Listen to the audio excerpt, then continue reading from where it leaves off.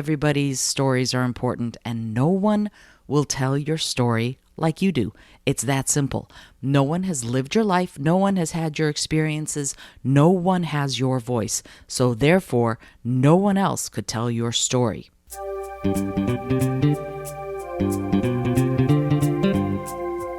Hello and welcome to the Innovative Mindset Podcast. I'm your host, Isolde Trachtenberg. On the show, I interview peak performing innovators in the creative, social impact, and earth conservation spaces who are working to change the world. This episode is brought to you by Brain FM. Brain FM combines the best of music and neuroscience to help you relax, focus, meditate, and even sleep. I love it and have been using it to write, create, and do some of my deepest work. Because you're a listener of the show, you can get a free trial. Head over to brain.fm/innovative mindset to check it out. If you decide to subscribe, you can get 20% off with the coupon code Innovative Mindset, all one word. And now, let's get to the show.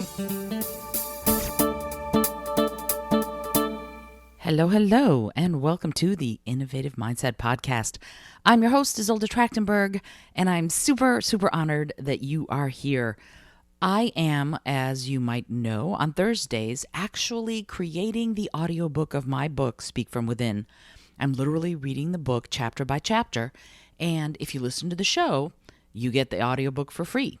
Once I'm done recording these Thursday episodes, the only place you're going to be able to get the book is on my website as an audiobook all at once rather than by listening to the show. So if you want to get it for free, this is the thing to do. Listen to the show and get your audiobook yayas out. Alrighty. So now I am on chapter 8 of the book. So here we go. Chapter 8, Natural Plus. What do I mean by natural plus? Do I mean you need to supplement your authentic communication patterns with something extra? Yes, I do. Of course, we want to sound natural. However, the way we speak to our friends over a beer or our spouses when we're waking up in the morning might be natural, but that's not an ideal way to speak when we're communicating with others in public. We need to remember that when we make a presentation, we are using our voices to tell the story, and that story is not our shopping list. Our tale has a greater significance, so we must use our voices, our bodies, and our energy to convey it in a way that will inspire, enthrall, and engage our listeners. Audiences fatigue quickly. If we cannot use our bodies, minds, and voices to tell the story effectively, we will lose them. Mission: reading with hills and valleys. Before we go any further, I want you to try another experiment. Go to your bookshelf and grab any book that is fiction. Open it to a random page. Read the first 5 sentences at the top of that page in as flat a voice as you can. Read the book with the words coming out one every second. Try not to raise or lower your voice at all. See if you can get through all 5 sentences without feeling like you need to go take a nap. Are you ready? Go. Try the same sentences and infuse your voice with excitement. Evaluate your response to the reading. Better? Worse? Did you feel like napping? Or was there a bit more pep in your vocal step? Think about it. Now, go find the most exciting book on your bookshelves. Make it one you have read before. Find a thrilling part of the book, turn to the page, and read it in the most significant monotone that you have ever attempted. Make it as boring as possible with your voice. Then try it with that same excitement as before. Evaluate it. Now do the opposite. Find some writing that's as drab as watching paint dry and infuse it with excitement. And give thought to your responses as the listener. Interesting, isn't it? I don't know if you've ever heard this, but many people say that men like James Earl Jones or Benedict Cumberbatch would sound terrific reading the telephone book. They probably would. That's because they know how to use their voices. They know how to pitch them and modulate them so that when they speak, we want to keep listening. And we don't really care what they're saying. Try this a few more times with a few more pieces of writing. Tell the story with vocal modulation and try the same story in a lackluster monotone. Then change each one a little bit until you reach a happy medium, not too elated and not too monotone, but conveying excitement and engagement. Remember, you want it to be authentic, but you want it to be authentic plus a little bit more. See? It's natural plus. Your enthusiasm for your topic must convey to your audience. You achieve that authentic connection with your voice, your body, and your story. Mission. Tell yourself a story. Every night before you go to sleep, pick up a book. Make it a book you love. Read it out loud as if you were telling its story to a rapt audience that's hanging on your every word.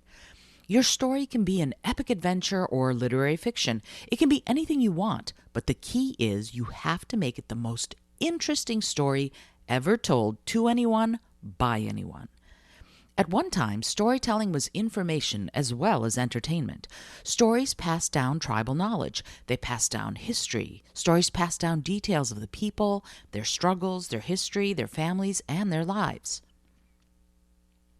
In Native American cultures in the Southwest, there's a mythic figure called the storyteller. She is depicted in sculptures and statues surrounded by children who are listening to her tall tales and hanging on her every word. See a storyteller image here, https://isoldet.com/speak-book, under the Chapter 8 heading. I have several of these statues in my house. They remind me of the importance of stories in our history. Before the written word, we told our tales. Before movies or books, the oral tradition existed and thrived. Through stories, people remembered their history, made plans, and explained unknown phenomena. The changing of the seasons in ancient Greece, for example, was explained by the myth of Persephone and her mother Demeter. The rising and setting of the sun was the story of Helios, the charioteer. In West African and Caribbean folklore, Anansi was the god of all tales and a major figure in many of them. Stories of such tricksters as Coyote or Raven in the Native American lands explained creation. Stories inspire us, soothe us, excite us, and fill our hearts. A single word, specifically ordered, can change destinies. Mission. I love you. Modulation with focused intent. Take the phrase, I love you, from the first mission. Instead of focusing just on word emphasis like you did before, bring modulation and focused intent into the equation. Write out the different ways you could say it. Could you say it with derision? Could you say it with passion? Could you say it as a question? Say it as if you were angry. Say it as if you are in love. Say it as if you are incapable of believing that you feel the depths of this feeling. What do you have to do with your voice to say the phrase as if you feel the above feelings? What do you have to change? How do you phrase it? If you aren't feeling excitement, passion, or anger, what do you need to do to convey it anyway? Use your vocal inflection to express the feeling. Keep practicing until you can do it on command. It will help you utilize your voice in public speaking. I can't say this enough, though. I don't want you to be disingenuous when you speak in public. What I want is for you to have all the tools in your toolbox so you can be present, authentic, and engaging when you communicate. If these techniques are second nature, you'll be able to concentrate on communicating. Try the above exercise with other phrases. Try it with the phrase, I need you. Try it with, who wants this? And when you're ready, try it with longer phrases like, what can I do for you? See how it feels to change the emphasis and the modulation of the phrase. As you improve, you will do it with longer ones, but for now, stick with 3 or 4 word phrases. See what it feels like to change the pitch of the phrase. The pitch, modulation, cadence, and emphasis all affect how our audience hears and responds to the message. Head over to this video for examples of these and other phrases. http://isoldet.com/speak-book under the Chapter 8 heading. The monotone.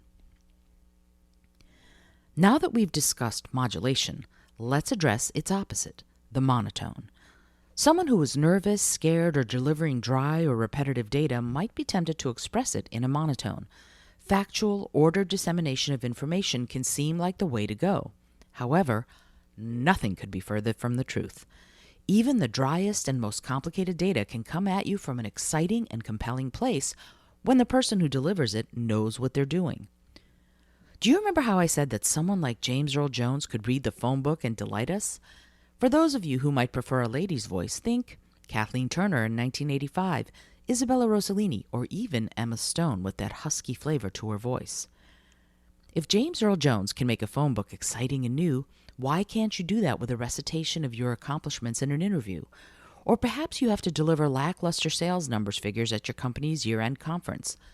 You can still put your best foot forward and tell it like it is, with a bit of added spice. What you say can be spruced up and made more engaging without altering any of the facts and figures. But for now, let's get back to the monotone. Remember, if you find yourself nervous before a presentation or any sort of speech, and you fear you'll end up droning along in a monotone, you can modify your speaking mechanics with pitch and modulation. You can also vary the speed of your words. I guarantee that if you deliver everything slowly so that each word has the same length of time and emphasis, you will find your audience's eyes rolling back in their heads and soft snores wafting your way. So even if you don't feel passionate about what you're saying because you're too scared, vary your speed and pitch and you will do better than you think. Of course, when you're modulating or varying the speed with which you speak, you want to come from an authentic place. In other words, you want your speech to be influenced by your feelings and your desire to convey something truthfully. Sometimes we all get too scared and nervous to do it properly. Fear makes us uncertain that we deserve to be heard or that our views and thoughts have value. What are we to do then? We have to rely on the old chestnut, fake it till you make it. Ideally, you would believe in your message so strongly that the vigor and passion you feel for your topic would flow out of you and envelop the audience in a haze of glorious attention. However, if you are too nervous, that's okay. You can always rely on some of the techniques we mentioned earlier. Make eye contact with several members of the audience. Smile and engage them energetically. Broadcast your intention and your willingness to connect and interact with them. Make them feel like you're all sitting together around a small table in an intimate setting rather than in a cavernous auditorium. How do you do that? You have to imagine it. Project that notion in your own mind. Flesh out what a cozy space would look like and feel like to you. Imagine it and make it real in your head. And then behave like you would if you were sitting around with a bunch of good friends. Not the swill beer and tell fart jokes kinds of friends, unless that's appropriate for what you're talking about. But dear friends nonetheless. If you act like you're at home, they will be too. If you make the space, regardless of its size, something intimate, fun, and engaging, they will respond accordingly. Note, some people cannot help speaking in a monotone. They are tone deaf, physically tone deaf, and they have no capability of distinguishing one pitch from another. If this is an issue for you, there are other ways to engage an audience, and we will discuss them later. The big thing to remember is that, as much as possible, you want to let your intuition and your natural flow guide the modulation and the speed of your speech. The more natural and authentic you sound, the more your listeners will relax into hearing what you have to say and really taking it in. Authenticity is key. You can do a pretty close facsimile, but deep down your audience will know if you're faking your truth. As much as possible, be real with them, and your truth will ring out to them. I hope you've enjoyed this episode of the Innovative Mindset Podcast. This was Chapter 8, Natural Plus. I am, as I've said, doing this every Thursday until I finish the book. It's super exciting for me to do because, first of all, at the end, you're going to be able to get the whole audiobook unless you're following along here, because this podcast, these episodes of the podcast are going to go away when I'm done recording them. But in the meantime, if you're listening every Thursday, you can listen to every new chapter or catch up from all the way at the beginning in the introduction. It's all at isoldet.com/blog, and you're going to be able to find all of that information there.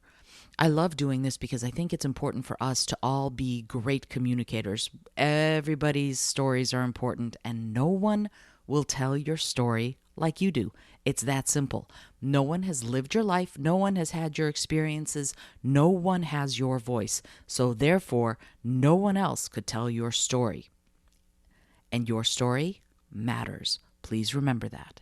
Alrighty, this episode has been brought to you both by the book Speak From Within and also Brain FM. It's an app that I use for all of my creative output.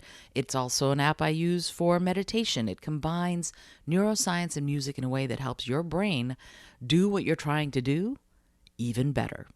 Until next time, this is Isolde Trachtenberg reminding you. I say that every time, don't I? Reminding you as if you haven't heard it before if you've listened this far. If you've listened this far, I want to say that I send you all of my love and gratitude for joining the show, for being part of the show. And I'm going to, towards the end of these episodes, I'm going to start giving out a little something. I'm not sure what yet, but there's going to be something cool for you if you listen this far next time. I'm going to see what that will be. But yeah, maybe look for next Thursday's episode to have a little bonus or something at the end if you listen to the point where I'm about to say goodbye. But anyway, so listen for the bonus next time. This is Isolde Trachtenberg. I can't even say it. See, it's funny. I never get upset when people mangle my name because I mangle my name as I just did. I remind you that ethical innovation, which is what I'm talking about ultimately here, is all about solving problems creatively because you're trying to do the right thing.